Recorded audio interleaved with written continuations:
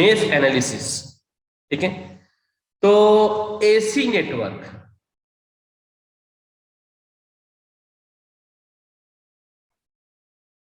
DC network, AC network and DC network. अभी जो हम लोग जो भी करेंगे वो एसी नेटवर्क के लिए करेंगे।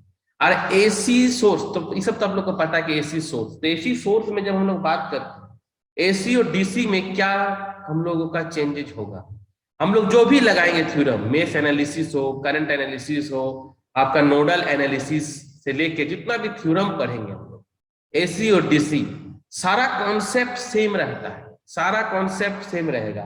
बस जब एसी का बात करते हैं तो उस एसी में क्या होता है कि कॉम्प्लेक्स नंबर आ जाता है। कॉम्प्लेक्स नंबर समझते हैं कि ए प्लस जेबी, ए प्लस जेबी मतलब इम्पीडेंस, मतलब जैसे आप लोग जानते होंगे R plus J X, resistance, inductance, capacitance जब रहे हम लोग कॉम्प्लेक्स नंबर के फॉर्म में एसी में लिखते हैं, ठीक है।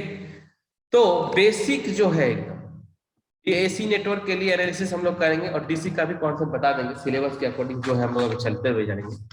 तो मेश एनालिसिस में एक थोड़ा सा कॉन्सेप्ट में आप लोग यहाँ पर लिख रहा हूं, उसको थोड़ा सा आप लोग लिख लीजिएगा कि मेश एनालिसिस, अभी आवाज क्लियर है कि प्रॉब्लम हो रही है? और एसी, ठीक है, ये आप लोग को जो मैं लिख रहा हूं ये तो क्लियर है ना? Yes, sir. Yes, sir. Mesh analysis for AC network can be done exactly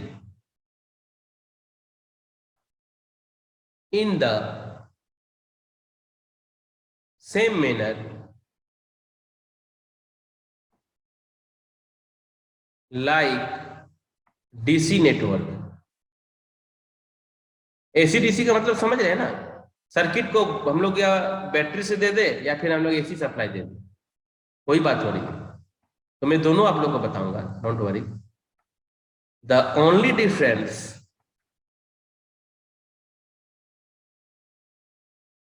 ये आप लोग साथ साथ में नोट्स बनाते हैं तो वो ज्यादा बेटर रहेगा, जैसे मैं लिख रहा हूं आप लोग भी लिखते हुए जाएंगे तो इज दैट, इससे आप लोग का टाइम भी सेव होगा। Coefficients in the mesh current equation of the AC network have a complex number। Complex number का मतलब हम लोग समझते हैं that is impedance, impedances instead, इसके लिए of real number, real numbers मतलब simple resistance, resistance and having phasor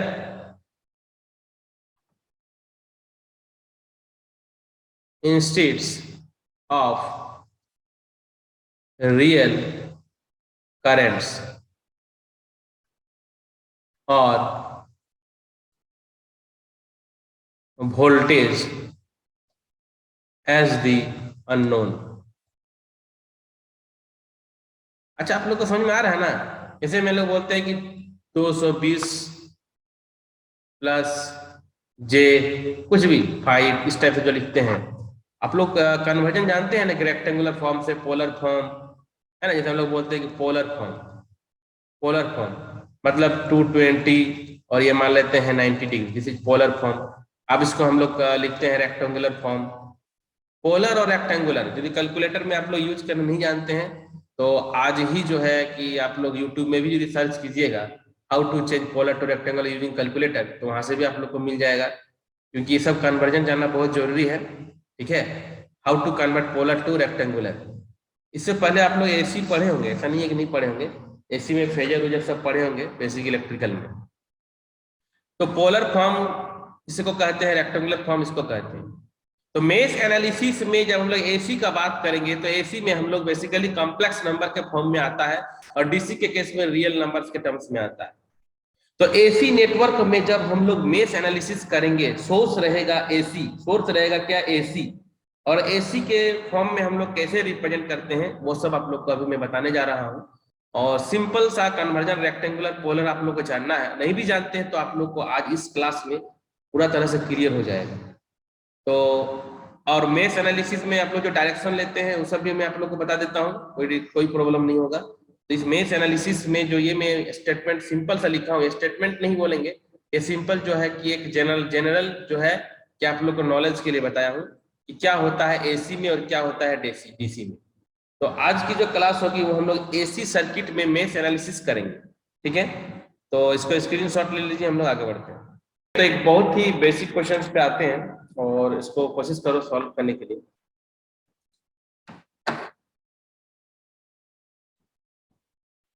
write down the question, find, write down the question और आंसर बताओ जल्दी से। फाइंड द ड्रॉप, ड्रॉप मतलब समझ में आ ही रहा होगा, ड्रॉप मतलब voltage drop. Find the drop across 4 ohm, circuit बता रहा हूं, 10 ohm resistor using mesh current analysis. Circuit में है, देखिए यहां पर ड्रॉ कर रहा हूं।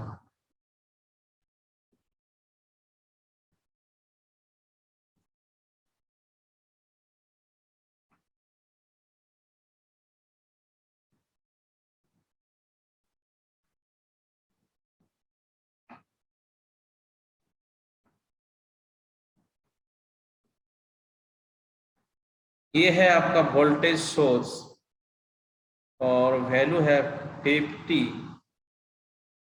सोलर फॉर्म है 30, ठीक है, वोल्ट। ये 4 ओम, ये आपका 2 ओम, J5, ये है आपका 10 ओम। मान के चलिए यहाँ पर I1 करंट, ये आपका I2 करंट। क्वेश्चन कहा गया है 4 ओम के अक्रॉस में ड्रॉप कितना होगा, दिस वन, एंड 10 ओम। तो क्वेश्चन बहुत ही सिंपल है, I1 फाइंड आउट करना है आपको और I2 फाइंड आउट करना है। क्योंकि जब I1 फाइंड आउट करेगा तो 4I1 निकल जाएगा और 10I2 निकल जाएगा, ठीक है।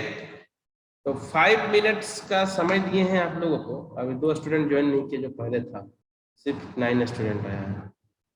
तो देखिए 2 क्लास है, तो अभी फिर से स्क्रीनशॉट होगा, इसीलिए अलग अलग अटेंडेंस जो होगा अपलोड होगा। तो ठीक है, वोल्टेज को चेंज कर दीजिए ना, वोल्टेज को क्या चेंज करेंगे?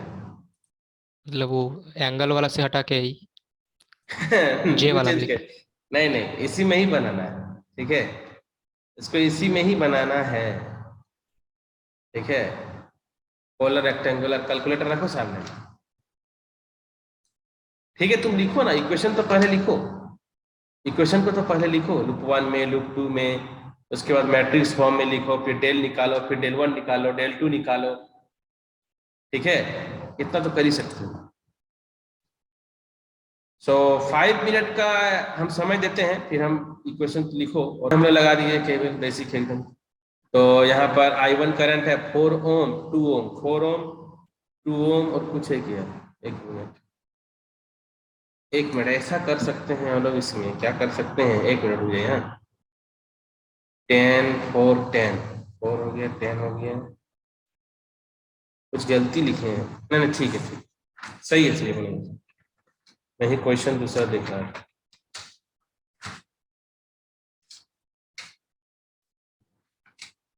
सो 4 + 2 6 हो गया।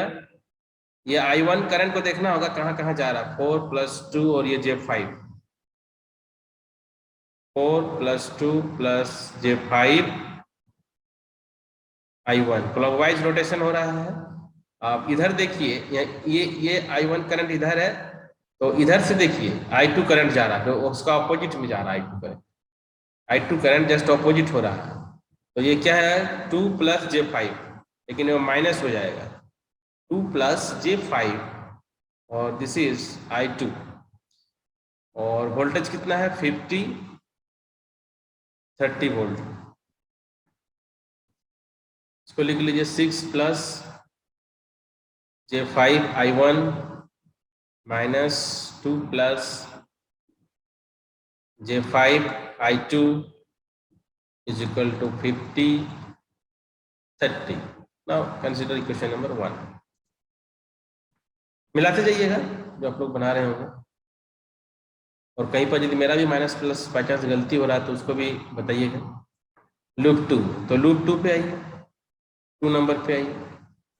तो I2 करंट फ्लो कर रहा कहाँ कहाँ देखिए, J5 से 2 से लेके 10, तो 10 + 2 12 और इधर आपका हो गया।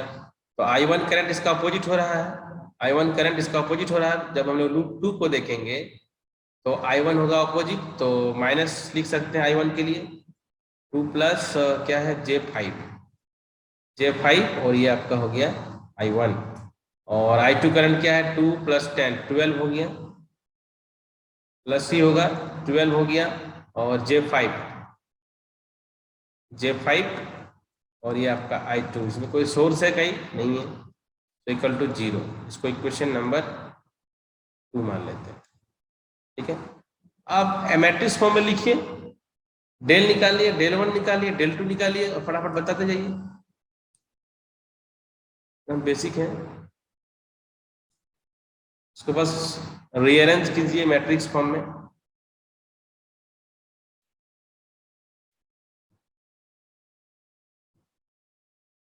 इन मैट्रिक्स फॉर्म,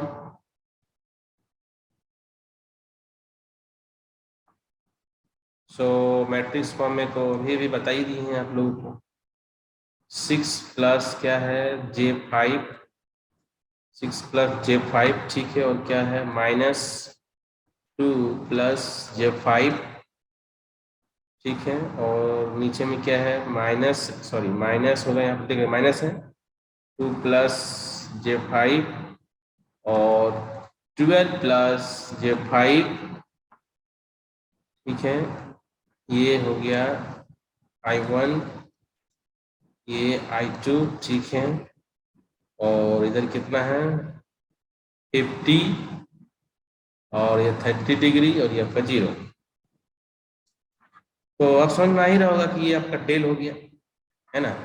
तो चलिए फाइंड आउट कीजिए डेल और डेल 1 का वैल्यू क्या हो रहा है। तो अभी तक यदि कोई डेल निकाल चुके हैं तो बताइए, थोड़ा सा वेट कर लेते हैं, बताइए डेल क्या है।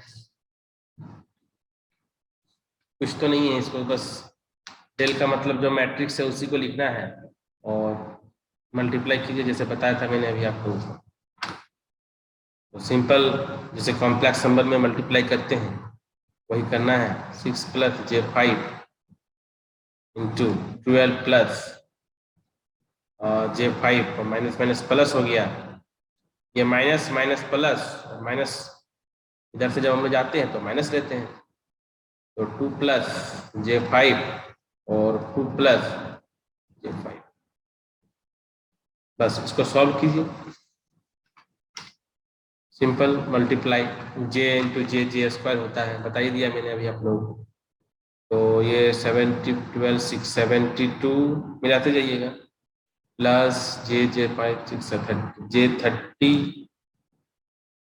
J30 और प्लस 60 12 5 60 J60 और J × J² और 5 × 5 25, तो J² -1 होता है तो -25, और इधर ब्रैकेट में लिखिए इसको 2 to 4 प्लस J10 और कितना हो गया 5 5 -25। तो इसको सॉल्व कीजिए, देखिए आएगा J30 J60 J10 10 20 माइनस हो गया 70 72 25 -25, और इधर आपका 20, ये कितना था 25 9 तो हो गया 68। 68 प्लस J70, तो ये आपका आ गया डेल। ये आपका आ गया डेल। अब इसको जो है कैलकुलेटर है तो देखिए कितना आ रहा है, इसको पोलर फॉर्म में चेंज कीजिए। 68 प्लस J70 को पोलर फॉर्म में चेंज कीजिए, इसका वैल्यू को लिखिए और फिर डेल वन निकालिए, डेल वन। तो डेल वन के लिए तो मैंने अभी बताया, इसको कॉलम नंबर 1 पे लिख देंगे 50 30 0 और -2 प्लस J5 और क्या है 12 प्लस आपका J5। तो डेल वन भी निकालिए और उसको भी पोलर फॉर्म में कन्वर्ट कीजिए। डेल निकाले, डेल वन निकालिए, सिमिलरली डेल टू निकालिए। ठीक है, डेल टू निकालिए और मैं जिससे पूछ रहा हूँ वैल्यू से बताते जाइए। चलिए इतना काम अभी मैं दिया हूँ, 5 मिनट समय। यदि करना चाहोगे तो उसके लिए भी तुम लोग को फॉर्मूला सबको पता है। ए प्लस जे बी को पोलर फॉर्म में कन्वर्ट करना रहेगा तो बहुत ही बेसिक है। A square plus B square tan inverse B by A, ये फॉर्मूला से हम लोग कन्वर्ट कर सकते हैं। ठीक है, तो ये सब छोटा छोटा चीज है, जान के रहो। तो 68 प्लस J70 ये तुम लोग अभी तक किसी ने नहीं बताया इसका। देखो चेक करके 97.59 और एंगल जो तुम्हारा है कितना है 57 पॉइंट, कितना एंगल था 45.8 ये आएगा। ठीक है, और इस डेल वन को सॉल्व करो, इधर तो 0 हो जाएगा, तो 50 और इसको मल्टीप्लाई करना है। किसके लिए? डेल वन के लिए।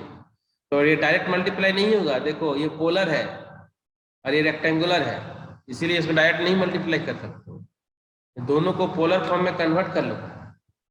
ठीक है, दोनों को पोलर फॉर्म में कन्वर्ट कर लो। तो 50 30 इंटू 12 प्लस J5, तो एक काम करो पहले कन्वर्ट कर लो। तो 12 प्लस J5 को कन्वर्ट करो, कितना होगा 12 12 144 और 25 25, तो कितना होता है 169। तो 169 का रूट कितना होता है 13, 22.6 डिग्री।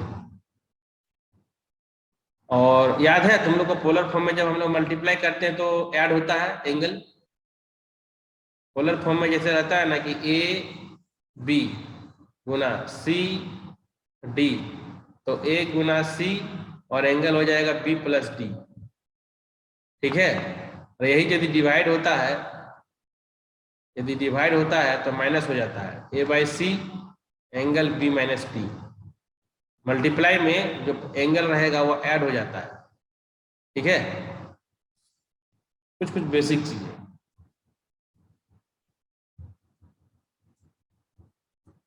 फिफ्टी 13 25 65 6650, इसको जोड़ दो 30 20 52.62। ठीक है, ये हो गया डेल वन। डेल हम लोग को निकल चुका है, डेल वन निकल चुका है, तो अब हम लोग डेल टू निकाल लें।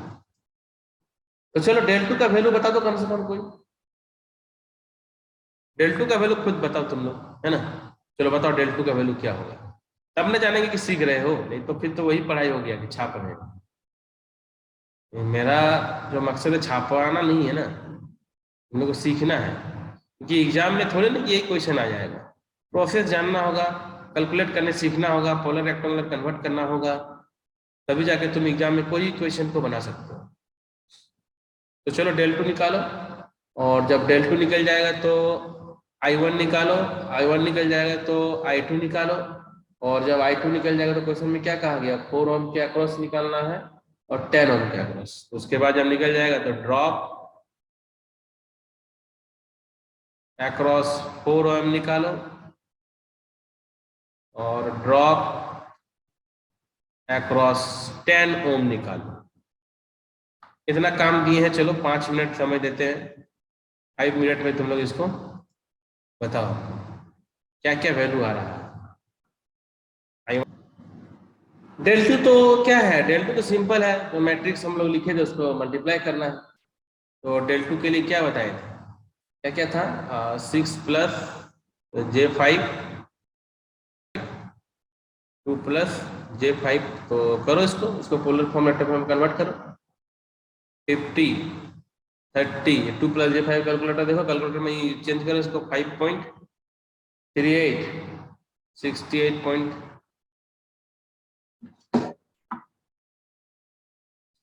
68 कहाँ गया सर, ठीक है, मल्टीप्लाई कर लो इसको, तो ये कितना हो जाएगा 269 और एंगल है 98.19, ये आपका निकल गया डेल टू, ये आपका निकल गया क्या डेल टू। अब I1 निकालने के लिए तो सिंपल है, डेल वन बाय डेल करना है, और डेल वन का वैल्यू हम लोग निकाल चुके हैं ना, इधर कहाँ गया डेल वन, कहाँ गया डेल ऊपर है तो है, ठीक है। तो डेल वन का वैल्यू क्या है 650 और एंगल कितना है 52.62 और डेल कितना, कहाँ गया डेल, हाँ 97.59, एंगल है 45.8। तो मैंने आप लोग को अभी भी बताया, ये तो डिवाइड होगा 97.62 डिवाइड कर दो, तो इसको डिवाइड करने पर कैलकुलेटर से करो फटाफट, 650 97 पर कितना आ रहा है, ये डिवाइड करके देखो 97.59650 होती है आपका आ रहा 6.66, और एंगल क्या होगा, डिवाइड में माइनस होता है, 52.62 को 45.8 से माइनस करो, तो माइनस करने पर ये कितना आ गया 6.82 एम्पियर। सिमिलरली I2 के लिए निकालो, तो क्या होगा डेल टू बाई डेल, तो डेल टू का वैल्यू कितना आया था, यहाँ पर है ना 269, ये ठीक है 269 98.19 और डिवाइड में डेल 97.59 45.8। फिर से वही कैलकुलेटर का यूज करना है, सिंपल है 2.76 और ये आपका 52.36 एम्पियर आएगा। जब आप लोगों को करंट निकल गया I1 I2, तो ड्रॉप तो आप सबको पता है V=IR होता है। चाहे 4 ओम के अक्रॉस में यदि हम लोग देखते हैं तो कौन सा करंट फ्लो हो रहा है, I1 करंट, और 10 ओम के अक्रॉस देखते हैं तो कौन सा करंट फ्लो हो रहा है, I2 करंट। तो drop across 4 ohm for I1, drop across 10 ohm that is 10 I2, तो बस कुछ है ही नहीं, मल्टीप्लाई कर दीजिए 4 into I1 6.66 into angle 6.82, solve कर लीजिए, मल्टीप्लाई कर लीजिए, आंसर आ गया इसका, और आंसर हो गया आपका कितना हो गया, ये 4 26 26.69 और एंगल है आपका आ गया 4 पॉइंट, एंगल तो वही है, एंगल चेंज थोड़ी हो रहा है, ठीक है। उसी प्रकार 10 into I2 से मल्टीप्लाई किया, I2 कहाँ है देखिए 2, ये चीज है 2.76 52.36, बस सॉल्व कर लीजिए इसको भी, तो आगे इसका आंसर 27.6 और आपका एंगल हो गया 52.36।